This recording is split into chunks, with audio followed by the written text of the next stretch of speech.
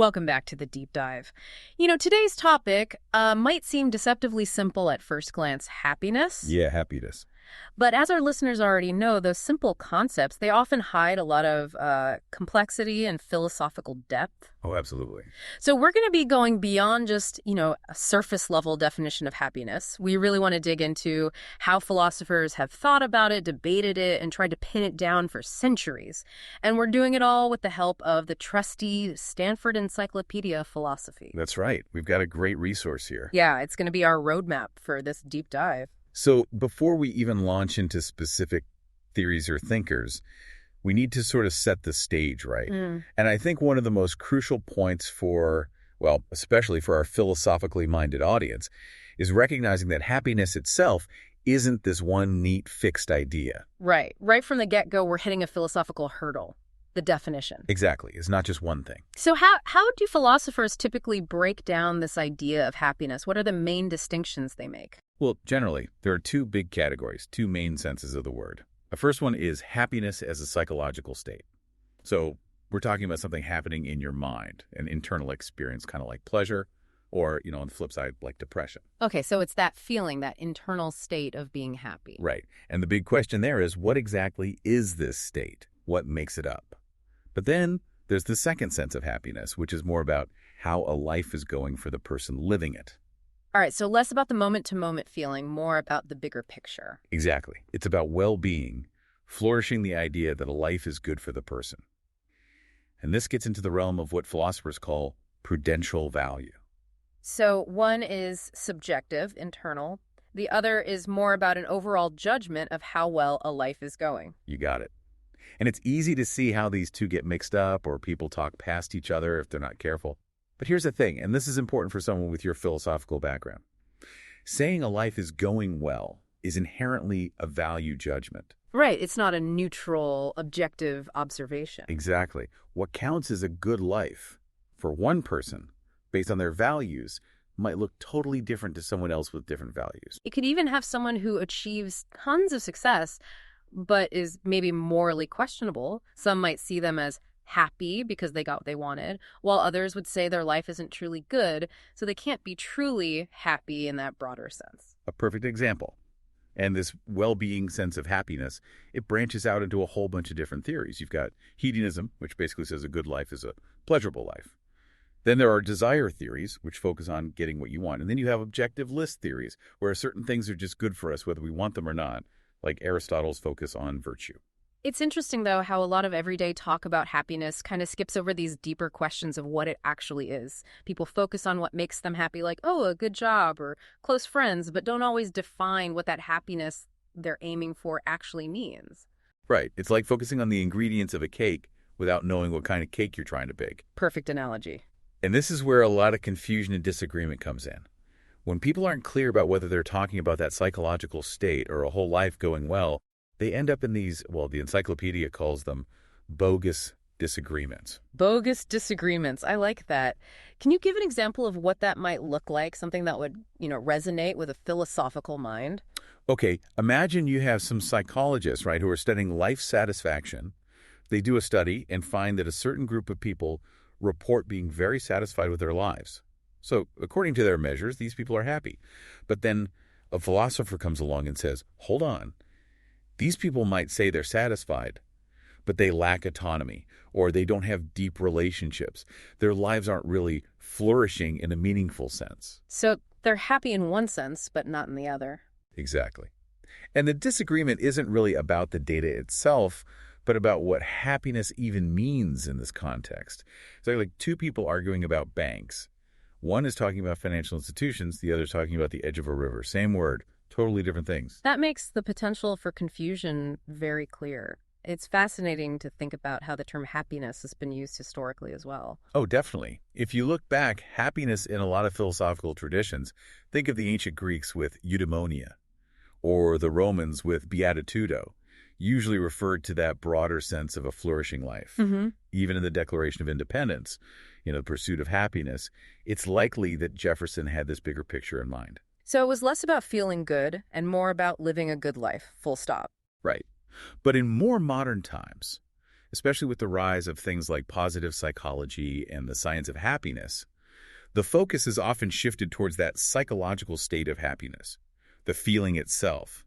So when you see research that says people in one country are happier than another based on some survey, they're usually talking about psychological measures, not necessarily making judgments about which country is morally better or has a better way of life. That's a really important point. So just to be super clear for our listeners, for the rest of this deep dive, we're primarily going to be focusing on happiness in that psychological sense, the state of mind. Yeah, let's stick with that for now. All right, so now that we've got that groundwork laid, let's get into the nitty-gritty. What are the main theories that philosophers have come up with to explain this psychological sense of happiness? Okay, well, there are three big ones that have been debated for a long time. And the first one, I'm sure this will ring a bell for any philosophy enthusiast, is hedonism. Ah, hedonism, the classic focus on pleasure. Right. It has a long and sometimes controversial history in ethics. But in the context of happiness, hedonism basically says that happiness is the balance of pleasure over pain in a person's life. So the more pleasant experiences you have and the fewer unpleasant ones, the happier you are. So it's a simple equation. More pleasure, less pain equals happiness. That's the core idea. Now, this is similar to what philosophers call welfare hedonism, which is the idea that pleasure is the only thing that's intrinsically good. But someone who believes in hedonism about happiness doesn't have to buy into that bigger claim. They're just saying that, look, happiness as a psychological state is all about that balance of pleasure and pain. Okay, so it's a specific focus on happiness, not necessarily a whole ethical system. Exactly. The second big theory is the life satisfaction theory, which we touched on earlier. This one says that happiness is about having a positive attitude toward your life as a whole. It's about feeling content, satisfied, like you endorse the life you're living. So it's more than just enjoying individual moments. It's about appreciating the whole arc of your life. Right. It's a more global judgment, more cognitive assessment. You might not be feeling ecstatic every minute of every day, but overall, you're happy with how things are going. And then the third theory is the emotional state theory, right? That's it. And this one gets a bit more nuanced. It says that happiness is about your overall emotional condition, or what some call emotional well-being. Now, this isn't just about having more pleasant experiences than unpleasant ones, like hedonism says. It's more about the overall quality and balance of your emotions. So how is that different from hedonism? Give me an example that would help a philosopher grasp the distinction. Okay, imagine someone who, maybe because of some past trauma or something, experiences a lot of anxiety, a lot of negative emotions underneath the surface.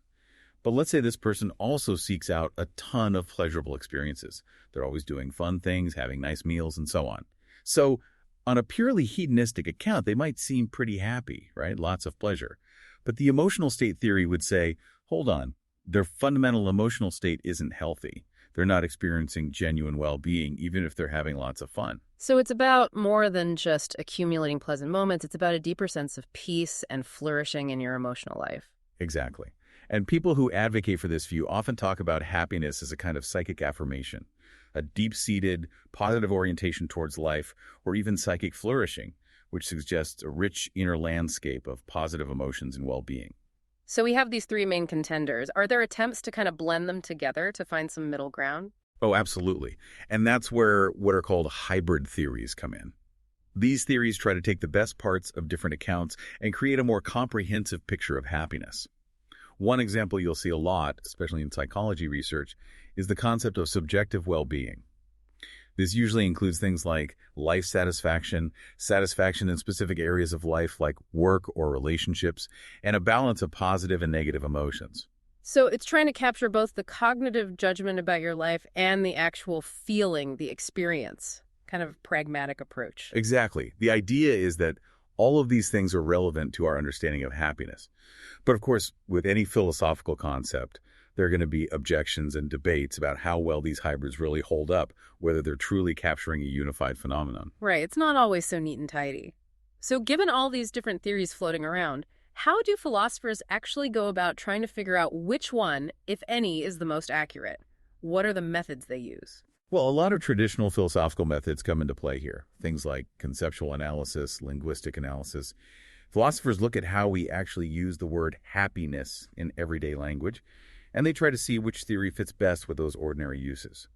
For example, some philosophers argue that hedonism just doesn't quite capture it.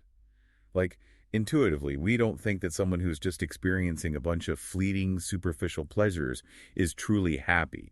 We tend to think that genuine happiness involves something deeper, something more about our overall emotional state. What about life satisfaction? That seems to capture some of our intuitions about happiness. It does. But as we talked about before, there are those tricky cases, like the artist who's satisfied with their work despite a lot of inner turmoil. It makes us hesitate to call them happy, even if they say they are. And that's why some philosophers think that happiness might be what's called a mongrel concept, kind of a messy term that gets used in different ways depending on the context. It's not always clear cut. So maybe our everyday language is just too fuzzy to give us a definitive answer. And maybe so. And that means that any philosophical theory of happiness is going to have to be at least a little bit revisionary. We can't just perfectly mirror how everyone uses the word. Instead, we need to evaluate these theories based on how well they capture what we really care about when we talk about happiness, what philosopher Stephen Sumner calls descriptive adequacy. And we also need to think about how useful these theories are, how much explanatory power they have. Right. It's not just about playing a word game. It's about understanding a real phenomenon. And I guess part of that is figuring out why we even care about happiness in the first place. Exactly. Even if there's no single perfect definition, we can still ask, why is this concept so important to us? What is it about certain mental states that makes us value them so much? And maybe that can help us narrow down which theory is the most insightful, the most illuminating. It's about figuring out what's at stake, what's really driving our interest in happiness. Right. And maybe, as the encyclopedia suggests, we'll need to acknowledge that there are different kinds of happiness, different facets to this complex experience. The important thing, from a philosophical standpoint, is to be as clear as we can about what exactly we're interested in, even if the word happiness itself is a little bit slippery. I like that. So let's zoom in on what seems to be a key debate in all this. The battle between life satisfaction accounts of happiness and the affect-based theories, hedonism, and emotional state. What are the main arguments on each side? All right, this is where a lot of the action is in contemporary philosophy of happiness.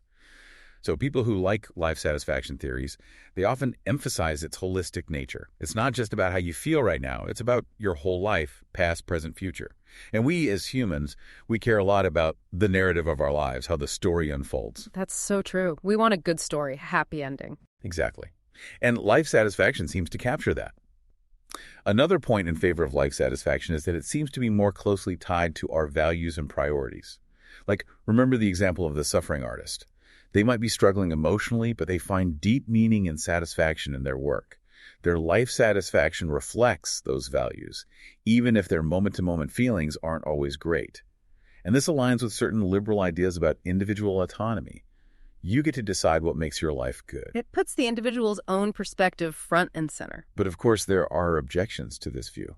And probably the most persistent one is, what about people who say they're satisfied with their lives, but they're living in objectively terrible circumstances? Like, can we really say that someone who's living in poverty or who's constantly being mistreated is truly happy just because they say they're satisfied? It seems counterintuitive, right? Yeah, it feels wrong to equate contentment in those situations with genuine happiness. And some life satisfaction theorists try to address this by saying, well, maybe those people's values are just really different, or maybe they have a very low bar for what counts as a good life. But there are even deeper philosophical objections. One is that, well, how do we know that people's life satisfaction judgments are actually well-grounded? Like, judging your whole life is a big task. And some psychology research suggests that people's life satisfaction reports can be swayed by really random things, like whether it's sunny outside or if they just found a dime on the ground. So it makes you wonder how much deep reflection is really going on. Right, and that undermines the idea that life satisfaction is this carefully considered judgment. And then there's another big challenge that philosopher Dan Habron has talked about, which is that life satisfaction can be kind of arbitrary, even relative to how well people think they're doing in life. Like, two people could be living pretty similar lives with similar values, but their life satisfaction could be totally different just because they have different standards for what counts as good enough. How can that be? If I think I'm doing well in life, shouldn't I be satisfied? Well, it's complicated. One reason is that we have so many different values, and it's hard to weigh them against each other. Like, how much is career success worth compared to family happiness? It's not a simple calculation. And then there's the fact that deciding whether your life is good enough is kind of subjective. Like, what's your threshold for satisfaction? Some people are easily satisfied, others are way more demanding. So the same objective circumstances could lead to very different levels of satisfaction depending on the person. Exactly. And people might base their satisfaction on things that aren't really ethically or rationally sound, like just being grateful they're not worse off or trying to convince themselves that things are okay.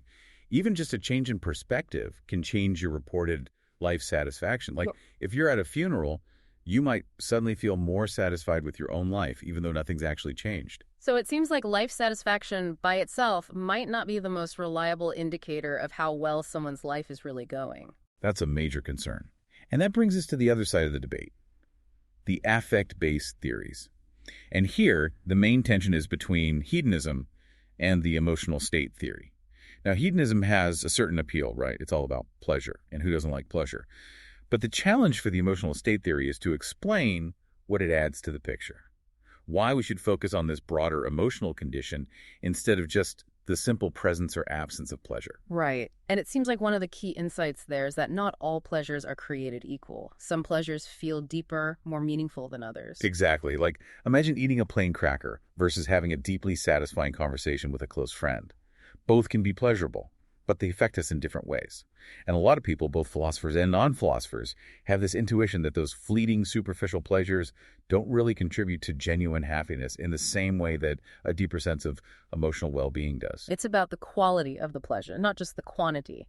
And one way to think about it is that the emotional state theory is trying to capture something more about our core emotional condition, a kind of underlying sense of peace or flourishing, rather than just the ups and downs of our momentary experiences. So it's not just about avoiding pain, it's about cultivating a positive emotional state. Exactly. Now, for a lot of people, the practical difference between hedonism and the emotional state theory might not be huge. Like, if you're generally doing well in life, you're probably experiencing both a good amount of pleasure and a positive emotional state. But the emotional state theory suggests that there might be cases where those two things come apart, where someone might be experiencing a lot of pleasure, but still not be truly emotionally healthy. That makes sense. So what are some of the arguments in favor of this emotional state view? Well, one argument is that it might just be more psychologically realistic. Like, our emotions aren't just these isolated blips on a radar screen. They're connected to all sorts of other things, our thoughts, our behaviors, our physical health. So focusing on this broader emotional condition might give us a more complete picture of what's going on in a person's mind. And it might help us explain why happiness is so important to us. It's not just about feeling good, it's about having a foundation for a healthy and fulfilling life. So it's like how we think about physical health. It's not just about avoiding pain. It's about having a body that's functioning well overall. Exactly. And the emotional state theory also captures the idea of happiness as a kind of disposition, a way of being in the world, rather than just a collection of fleeting experiences. This ties back to what we were talking about earlier with psychic affirmation. Mm-hmm. It's about having a positive orientation towards life in general. And this is kind of similar to the life satisfaction view, right? They both emphasize this overall outlook on life. Yeah, there's definitely some overlap there. But the big difference is that life satisfaction is more about a cognitive judgment, while the emotional state view is rooted in our feelings and our emotional nature. But it's important to note that both of these affect-based theories, they still face some of the same challenges as life satisfaction views. Like, how do we know that they're really capturing what's objectively good for us? How do they account for the fact that our values and priorities play such a big role in our happiness? Right. It seems like there's no easy answer here. It's all very complicated. So what about those hybrid theories? Do they offer a way out of this mess? Well, they're certainly appealing in that they try to be more comprehensive, to bring together different pieces of the puzzle, but they also have their own challenges. Like, one worry is that you might just end up with a theory that has all the weaknesses of its parts. Mm-hmm. And then there's the fact that people have such different intuitions about what happiness is. So a hybrid theory might end up satisfying no one completely. It's like trying to please everyone and ending up pleasing no one. Exactly. And then from a philosophical standpoint, there's the question of whether all these different components of happiness, life satisfaction, pleasure, emotional state, are really all pointing at the same underlying phenomenon. Like, are they all valuable for the same reasons, or are we just lumping together a bunch of different things and calling it happiness when maybe it would be better to keep them separate? That's a good point. So it seems like even with all these attempts to define and understand happiness, there's still a lot of philosophical debate and uncertainty. Absolutely. And that brings us to the science of happiness. Because even if we can't perfectly define happiness philosophically, we can still try to study it empirically. But that raises its own set of challenges, especially for someone who's thinking about methodology. Like, how do you even measure something as subjective and internal as happiness? It seems like a tricky business. Can we really trust those measurements? Well, it's definitely not simple. There's no perfect happiness meter that we can just hook people up to. But the encyclopedia points out that just because something is subjective doesn't mean it can't be studied scientifically. We do it with other complex psychological phenomena like depression. And even if we can't measure happiness perfectly, we can still get useful information from things like self-report questionnaires, where people tell us how they're feeling, how satisfied they are with their lives. And those self-reports, they're not just random, right? They actually correlate with other things we'd expect to be related to happiness. That's right. Research has shown that these self-report measures, even though they seem simple, they actually do correlate with a bunch of other things, like what people's friends and family say about their happiness, how much they smile, even things like their physical health and how long they live. So it suggests that these measures are tapping into something real, even if they're not perfect. But I guess it's important to distinguish between measuring relative happiness, like who's happier than whom, and measuring absolute happiness, like how happy is this person on some objective scale. Definitely. A lot of happiness research is about comparing groups of people, like are married people happier than single people, or are people in richer countries happier than people in poorer countries? And for that kind of comparison, you don't necessarily need a perfectly precise measure. It's kind of like using a thermometer to compare the temperature in two different rooms. Even if your thermometer is off by a degree or two, you can still tell which room is warmer. So the comparison can be valid even if the individual measurements aren't perfect. Right. But that doesn't mean we know the exact temperature of either room. And then there's another important caveat, especially when we're comparing different cultures, which is that people might have different ways of expressing or reporting their happiness. Like maybe in one culture it's seen as boastful to say you're very happy, while in another culture it's totally normal. So those cultural differences can affect the results of happiness surveys. So we have to be careful about interpreting the data across cultures. Absolutely. And this leads to a really interesting philosophical question. Can people be wrong about their own happiness? Like some people might say, look, if someone says they're happy, who are we to say they're not? It's their own experience. It's that idea that our inner experiences are private and authoritative. But it gets complicated because if happiness is more than just a fleeting feeling, if it involves things like the balance of your emotions over time or your overall judgment of your life, then it's possible for people to be mistaken about their own happiness. Like they might misremember past experiences, or they might be misjudging their current emotional state. So our self-awareness isn't always perfect. And this is a problem for how we measure happiness. Like if you just ask people, how happy are you? You're assuming that they all have the same understanding of what happiness means, and that they're all able to accurately assess their own happiness. But that's not necessarily true. The encyclopedia suggests that to get more reliable data, it might be better to use more specific terms like life satisfaction or emotional well-being instead of just happiness. And you need to be really clear about what you're trying to measure. It sounds like the science of happiness can't really escape those philosophical questions about what happiness is. Definitely not. And it's worth noting that not all happiness research focuses on subjective well-being, which is what we've been talking about mostly. There's also a growing field of research on what's called eudaimonic well-being, which is more about fulfilling your potential as a human being, living a life of meaning and purpose. It's less about how you feel and more about objective qualities of your life. So it's like the difference between feeling good and living well. Exactly. And there's a lot of debate about how these different types of well-being relate to each other and how they should be measured. But let's move on to some of the actual findings from happiness research. What are some of the big takeaways? Well, one that you often hear is that most people are actually pretty happy. Is there evidence to support that? Yeah, there is. If you look at subjective well-being research, most people do report being relatively happy and satisfied with their lives, and they tend to experience more positive emotions than negative ones. So the average person is walking around feeling pretty good. On average, yeah. But as the encyclopedia points out, there are some important caveats here. Like, first of all, it depends on how you define happiness. If you're a life satisfaction theorist, you might be skeptical of those self-reports, right? And even if you focus on emotions, just because someone experiences more positive emotions than negative ones doesn't necessarily mean they're thriving. Some researchers have suggested that you need a much higher ratio of positive to negative emotions to really be flourishing, but that's still being debated. So the data doesn't speak for itself. We need those philosophical frameworks to make sense of it. Exactly. Another big finding that's been debated a lot is the idea of hedonic adaptation, or the set point theory. This is the idea that we each have a kind of baseline level of happiness that we tend to return to even after major life events. So, like, you win the lottery, you're ecstatic for a while, but then you eventually go back to your normal level of happiness. Right. And there's definitely evidence that this happens to some extent. Like, twin studies have shown that happiness is partly heritable. But the idea that we completely adapt to everything is now seen as too simplistic.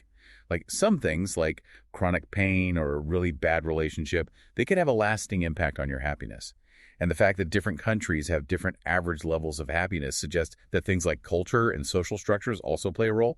It's not just about individual biology. So our happiness isn't totally predetermined. And then there's the whole question of money and happiness. You've probably heard of the Easterlin paradox, which suggests that beyond a certain point, getting richer doesn't really make you happier. Yeah, the idea that economic growth doesn't necessarily lead to more happiness. Right. And that was the dominant view for a while. But more recent research has challenged that a bit. Like, some studies have found that income does seem to have a positive effect on life satisfaction, even at higher levels. But the relationship with emotional well-being is more complicated. It seems like money does matter for happiness when you're struggling to meet your basic needs. But once you're beyond that, the effect is weaker. So money can buy some happiness, but maybe not as much as we think, and maybe not the kind of happiness that really matters. And again, it depends on how you define happiness. If you're focused on life satisfaction, then money seems to have a bigger impact.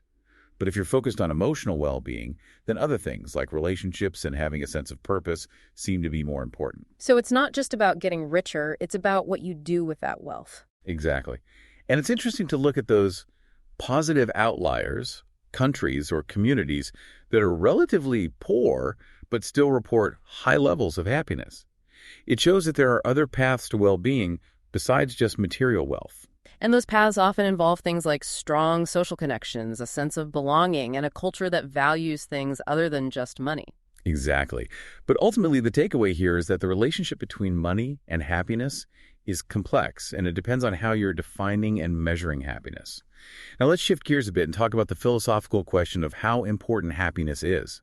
Like, is it the ultimate good, the thing we should be striving for above all else? That's a big question, and it seems like philosophers have often been skeptical of that idea. Yeah, a lot of philosophers have argued that happiness, at least in that psychological sense, isn't enough for a truly good life.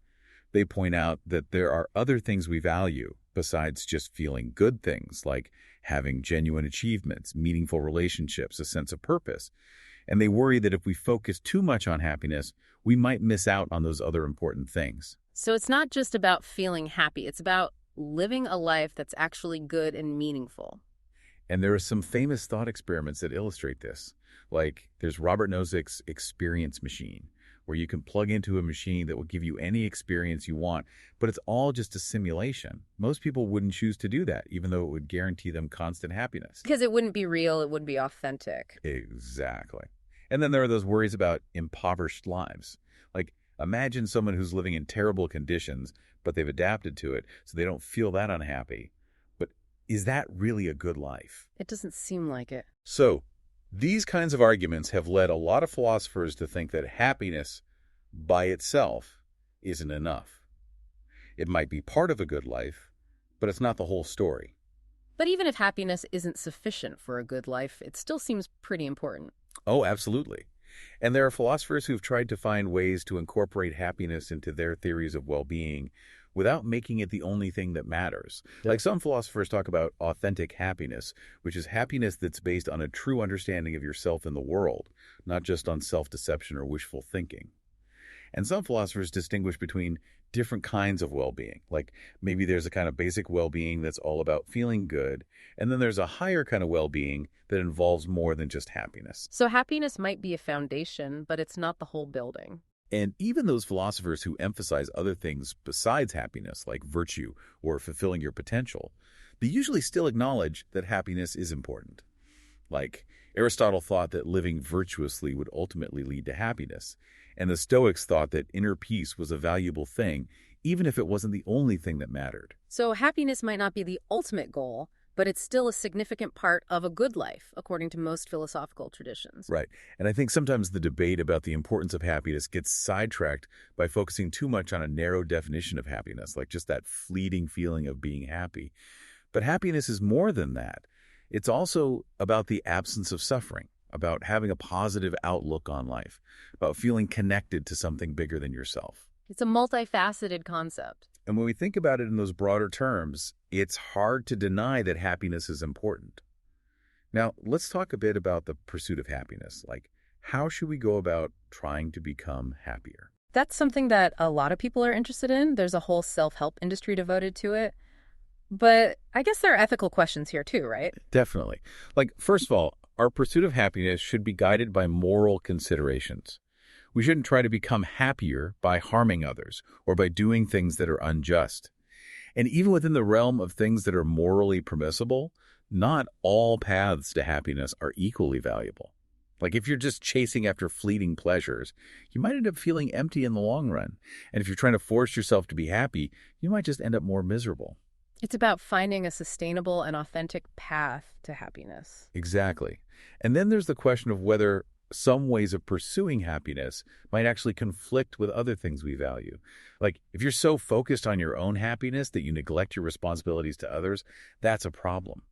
And even if you're doing good things, if your only motivation is to make yourself happier, that might undermine the value of those actions. Like if you're only being generous because you think it will make you feel good, that's not true generosity. And